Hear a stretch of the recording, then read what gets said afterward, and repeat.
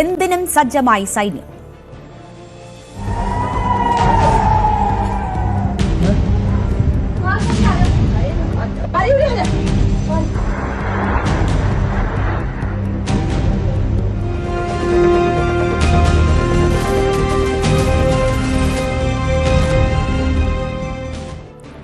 പാകിസ്ഥാന് ശക്തമായ മുന്നറിയിപ്പ് നൽകുകയാണ് ഇന്ത്യ. ഭീകരാക്രമണങ്ങളെ യുദ്ധമായി കണക്കാക്കാനാണ് ഇന്ത്യയുടെ തീരുമാനം. 3 സേനാ മേധാവിമാരും പ്രധാനമന്ത്രിയുമായി കൂടിക്കാഴ്ച നടത്തി. സംയുക്ത സേനാ മേധാവി ജനറൽ അജിത് ചവാൻ, ദേശീയ സുരക്ഷാ ഉപദേഷ്ടാവ് അജിത് ഡോവൽ എന്നിവരും കൂടിക്കാഴ്ചയിൽ പങ്കെടുത്തു. പ്രതിരോധ വിദേശകാര്യ മന്ത്രാലയങ്ങളുടെ സംയുക്ത വാർത്താ സമ്മേളനം 6 മണിക്ക് നടക്കും.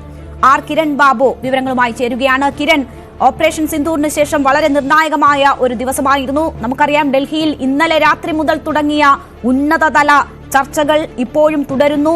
പ്രധാനമന്ത്രിയുടെ വസതി കേന്ദ്രീകരിച്ചായിരുന്നു ഇന്നലെ പ്രധാനമായും ചർച്ചകൾ നടന്നത്. ഇന്നും അത് തുടരുന്നു എന്ന് വേണം മനസ്സിലാക്കാൻ. ഇന്നിപ്പോൾ 2ാം തവണ വിദേശ പ്രതിരോധ മന്ത്രാലയത്തിന്റെ വക്താക്കൾ വാർത്താ സമ്മേളനം വിളിച്ചിരിക്കുക കൂടിയാണ്.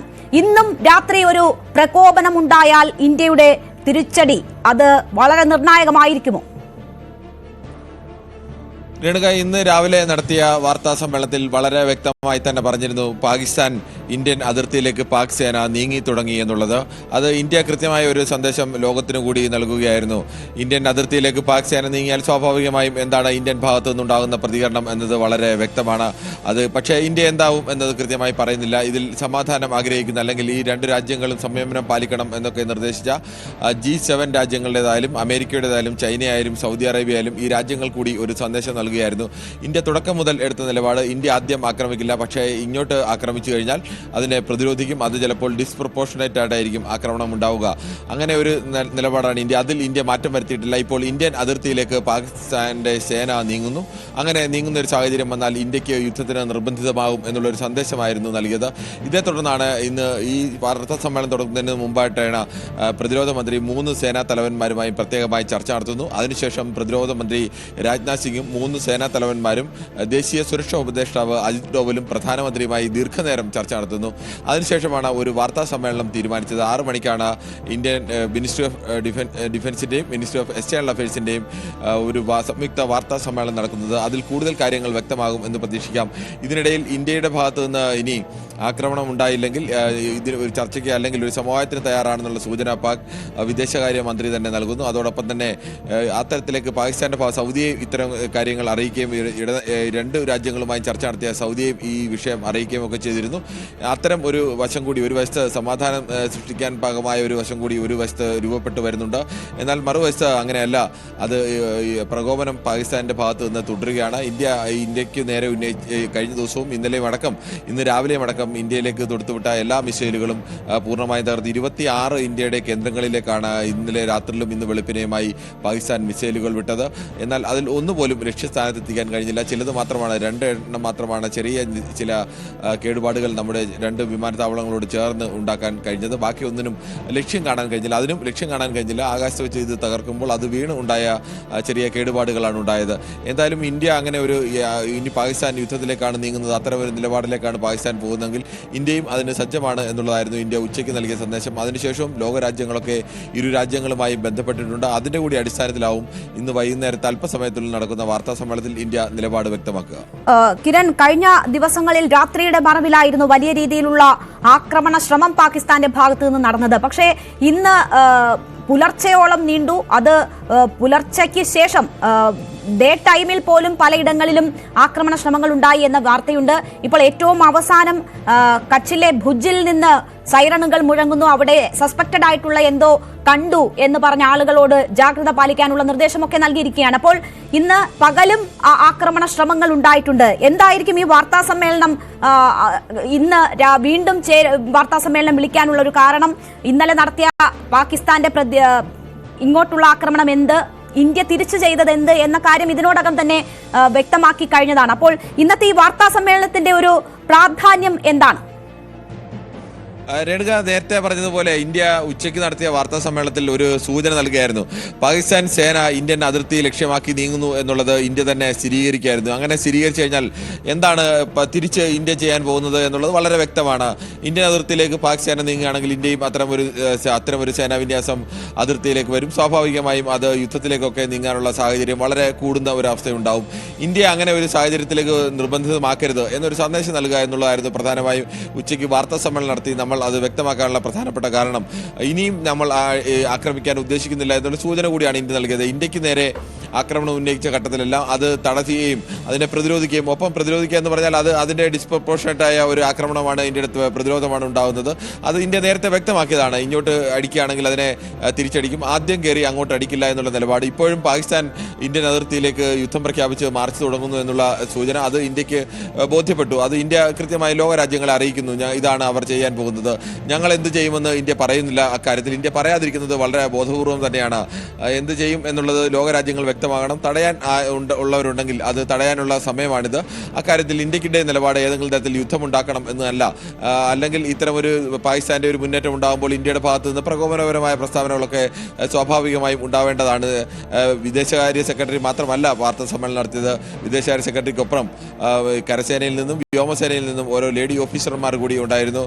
സോഫിയ ഖുറേഷിയും അതോടൊപ്പം തന്നെ വ്യോമിക സിംഗും, രണ്ടുപേരും വിംഗ് കമാൻഡർ വ്യോമിക സിംഗും കേണൽ സോഫിയ ഖുറേഷിയും, അങ്ങനെ രണ്ടുപേർ വാർത്താ സമ്മേളനം നടത്തുമ്പോഴും ഏതെങ്കിലും തരത്തിൽ പ്രകോപനപരമായ ഒരു ഇന്ത്യയുടെ ഒരു മുന്നറിയിപ്പോ അത്തരത്തിൽ ഇന്ത്യ ഉണ്ടാവുന്നില്ല. അത് ഇന്ത്യക്ക് സമാധാനമാണ് ഇന്ത്യ ആഗ്രഹിക്കുന്നത് എന്നുള്ളത് തന്നെയാണ്. പക്ഷേ ഇന്ത്യയുടെ വിഷയത്തിൽ ഏതെങ്കിലും തരത്തിൽ ഒരു വിട്ടുവീഴ്ചയ്ക്ക് തയ്യാറല്ല എന്നതും അർത്ഥശങ്കയ്ക്കിടയില്ലാത്ത വിധം തന്നെ വ്യക്തമാക്കിയിരുന്നു. ഇന്ത്യയുടെ നിലപാട് ലോകരാജ്യങ്ങളെ കൂടി അറിയിക്കുക, ലോകരാജ്യങ്ങൾ കൂടി ബോധ്യപ്പെടുക. അങ്ങനെ ഒരു സാഹചര്യം, യുദ്ധത്തിന്റെ സാഹചര്യത്തിലേക്ക് പോകേണ്ടി വന്നാൽ അത് ഇന്ത്യ അല്ല അക്കത്തിൽ പ്രകോപനമുണ്ടാക്കിയത് പാകിസ്ഥാനാണ് എന്ന് ബോധ്യപ്പെടുത്തുക എന്നത് കൂടിയാണ്. അതിനുശേഷവും എന്തായാലും സ്വാഭാവികമായും അമേരിക്കയുടെ നേതൃത്വത്തിലായാലും നേരത്തെ American state secretary Mark Rubio ഇന്ത്യയുമായും പാകിസ്ഥാനുമായും ഒരേപോലെ തന്നെ ചർച്ചകൾ നടത്തിയിരുന്നു. സൗദി വിദേശകാര്യ മന്ത്രിയും ഇന്ത്യയുമായും പാകിസ്ഥാനുമായും ഒരേപോലെ ചർച്ച നടത്തിയിരുന്നു. ഇതിൻ്റെയൊക്കെ റിസൾട്ട് എന്താണെന്ന് കൂടി നമുക്ക് അറിയേണ്ടതുണ്ട്. അത്തരം റിസൾട്ടിൻ്റെ കൂടി അടിസ്ഥാനത്തിലാവും സ്വാഭാവികമായും 6 മണിയിലെ വാർത്താ സമ്മേളനത്തിൽ എന്താണ് ഇന്ത്യ പ്രഖ്യാപിക്കാൻ പോകുന്നതെന്ന് അറിയുക. തീർച്ചയായും എന്തായാലും വളരെ നിർണായകമായ മീഡിയ ബ്രീഫിംഗ് ആണ് ഇന്ന് 6 മണിക്ക് ഉണ്ടാകാൻ പോകുന്നത്. കരസേന പാകിസ്ഥാനിൽ നിന്ന് ഇന്ത്യയുടെ ഭാഗത്തേക്ക് അടുക്കുന്നു എന്ന വിവരം, നിർണായക വിവരം രാവിലെ തന്നെ പുറത്തുവിട്ടതാണ് വാർത്താ സമ്മേളനത്തിൽ. അതിന് ഏത് തരത്തിൽ വേണമെങ്കിലും തിരിച്ചടി നൽകാൻ ഇന്ത്യ സജ്ജമാണ് എന്നതും അറിയിച്ചിരുന്നതാണ്. അതിനുശേഷം ഒരിക്കൽ കൂടി വാർത്താ സമ്മേളനം വിളിച്ചിരിക്കുന്നു. നിർണായകമാണ് ഈ നിമിഷങ്ങൾ. പാകിസ്ഥാൻ ഇന്നും പ്രകോപനം തുടർന്നാൽ ഇന്ത്യ എങ്ങനെ തിരിച്ചടിക്കുമെന്ന കാര്യങ്ങൾ ഒക്കെയും കണ്ടു തന്നെ അറിയണം. ഇന്നലെ കനത്ത പ്രഹരമാണ് പാകിസ്ഥാന് നൽകിയത് എന്നത് ചൂണ്ടിക്കാണിച്ചിരുന്നു. മെഷേർഡ് ആയിരുന്നു ഇന്ത്യയുടെ ആക്രമണ തന്ത്രം, രീതി എങ്കിൽ പോലും അത് കൃത്യമായിരുന്നു. അത് 6 വ്യോമത്താവളങ്ങൾ തകർത്തു പാകിസ്ഥാന്റെ. ഒപ്പം തന്നെ മിലിറ്ററി സൈനികമായിട്ടുള്ള കേന്ദ്രങ്ങൾ ലക്ഷ്യമിട്ട് മാത്രമാണ് ആക്രമണം നടത്തിയത് എന്നതും വിശദീകരിക്കപ്പെട്ടതാണ്. കിരൺ, ഇപ്പോൾ മറ്റൊരു സോഴ്സസിനെ ഉദ്ധരിച്ചു വരുന്ന വാർത്തയാണ് എങ്കിൽ പോലും ഏതൊരു ടെറർ ആക്ടിവിറ്റി പോലും ഒരു യുദ്ധപ്രഖ്യാപനമായി കാണും എന്ന് ഇന്ത്യ വ്യക്തമാക്കുകയാണ്. നമുക്കറിയാം, ഈ ഓപ്പറേഷൻ സിന്ദൂർ പോലും ഒരു നെറികെട്ട ഭീകര പ്രവർത്തനത്തിന്റെ, നമ്മുടെ രാഷ്ട്രത്തെ വിഭജിക്കാൻ ലക്ഷ്യമിട്ടുള്ള ഒരു ഭീകര പ്രവർത്തനത്തിന്റെ തുടർച്ചയായിരുന്നു, അതിനുള്ള തിരിച്ചടിയായിരുന്നു. അപ്പോൾ ഇനി ഏതൊരു ഭീകര പ്രവർത്തനവും അങ്ങനെ തന്നെ ആയിരിക്കുമെന്ന് പറയുന്നതിന്റെ അർത്ഥം എന്താണ്? ഇപ്പോഴും പാകിസ്ഥാൻ യുദ്ധമുഖത്ത് പോലും കള്ളങ്ങൾ പ്രചരിപ്പിക്കുകയാണ്, അവരുടെ പ്രൊപ്പഗണ്ട അവതരിപ്പിക്കുകയാണ്. ആ രീതിയിലുള്ള ലോകരാഷ്ട്രങ്ങളെ തെറ്റിദ്ധരിപ്പിക്കാനുള്ള ശ്രമങ്ങളൊക്കെ അവർ നടത്തുന്നു. മനുഷ്യനെ ഇപ്പോഴും കവചമാക്കിക്കൊണ്ടാണ് അവർ യുദ്ധമുഖത്ത് പോലും നിൽക്കുന്നത്. അങ്ങനെ പെരുമാറുന്ന രാഷ്ട്രത്തോട് ഇന്ത്യ ഏതൊരു ഭീകര പ്രവർത്തനവും യുദ്ധപ്രഖ്യാപനമായി കാണും എന്ന് പറയുന്നതിന്റെ വ്യാപ്തിയും അർത്ഥവും എന്താണ്?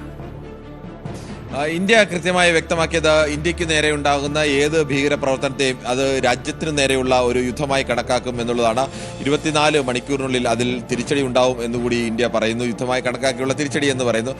പഹൽഗാം പോലെ ഒരു ആക്രമണം ഇനി ഉണ്ടായാൽ അക്കാര്യത്തിൽ ഇന്ത്യ ഏതെങ്കിലും തരത്തിൽ വിട്ടുവീഴ്ച ഉണ്ടാവില്ല എന്നൊരു സൂചന കൂടിയാണ് അതിൽ നൽകുന്നത്. ഇതിനെ നമുക്ക് 2 തരത്തിൽ കാണാൻ കഴിയും. ഒന്ന്, പാകിസ്ഥാന്റെ ഭാഗത്തു നിന്നും ഇന്ത്യയുടെ ഭാഗത്തു നിന്നും ഒരു സമാധാന നീക്കമൊക്കെ നടക്കുന്നുണ്ട്. അത്തരം DGM തലത്തിൽ 2 രാജ്യങ്ങളുടെയും DGM തലത്തിലുള്ള ചർച്ചയും ഒക്കെ നടന്നിരുന്നു.